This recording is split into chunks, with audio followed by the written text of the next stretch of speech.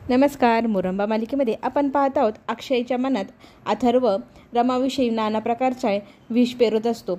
बघ, तुझ्या विरोधात जाऊन रेवा आणि रमा एकत्र आल्या आहे आणि त्या दोघीजणी तुझ्या विरोधात कट कारस्थान करत आहे हे दाखवून देतो. तेव्हा रमाविषयी अक्षयला खूप राग येतो. त्याच्या डोळ्यात पाणी येतं.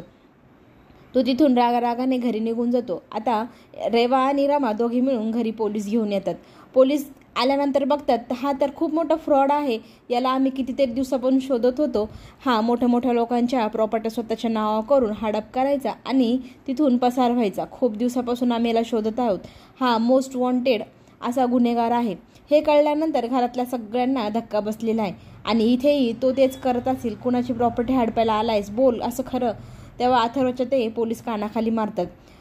अक्षयला खूप मोठा धक्का बसला आहे अथर्वविषयी हे सत्य ऐकून.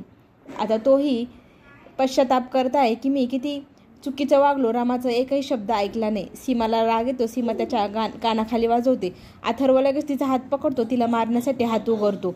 अक्षयला राग येतो. माझ्या आईवर हात कसा उगारलास म्हणत त्याची कॉलर धरतो. त्याला मारतो आणि म्हणतो तुझ्यापेक्षा ती रेवा बरी. तिने आजपर्यंत इतके गुन्हे केले पण तुझ्या इतका मोठा गुन्हा तिने नव्हता केला.